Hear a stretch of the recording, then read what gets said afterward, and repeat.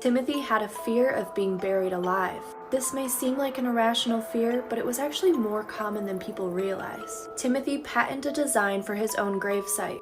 Not only did he include a window on his tombstone, he also built a contraption that included a bell. In the case that Timothy woke up underneath the ground, he could pull a string and ring the bell to signal for help. Timothy passed away on Halloween in 1893, and he never needed to use the bell. The window to his grave is still there, although the visibility to see inside of it is very low after the years. But I can't imagine being a gravekeeper, hearing a bell ringing in the middle of the night, knowing that you are the only one there.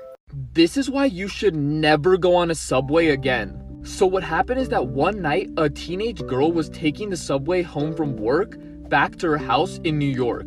Scary part is when she went on board, she sat directly across from two men with a woman sitting in the middle. The creepy part is that the woman kept staring at her and wouldn't even blink, while the two men never once looked at her. Well, at the next stop, a man with a trench coat walked in, but the girl didn't pay much attention to him. The girl kept trying to look away so that one lady wouldn't stare at her, but she just kept looking, wouldn't even blink. Well, at the next stop, that random man with the trench coat pulled out the teenage girl and dragged her out of the subway. She was screaming, asking for help because she had no idea why this guy just pulled her out. But the guy told her to calm down and said he actually saved her life because the woman that was staring at her was actually dead, and the two men next to her were holding her up to make her look alive. The random guy with the trench coat said if he didn't pull her out, she was going to be their next victim. This is why you should never ask too many questions. Once there was an old lady who was widowed and wheelchair bound, living in a house with 2 floors with her caretaker. One day, the police received a call from this old lady's house. The caretaker had been murdered.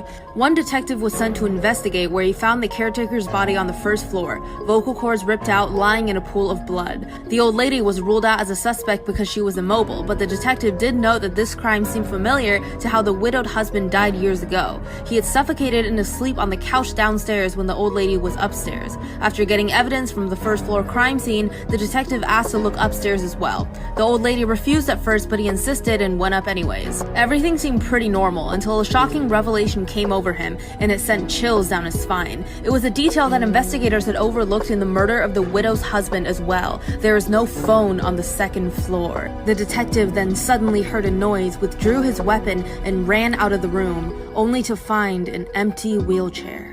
These TikTokers accidentally found a body.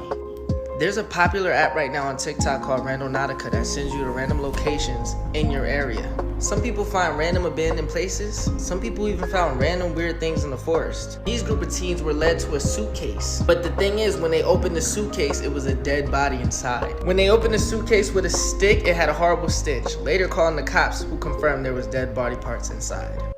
This is why you should never talk to strangers in an elevator.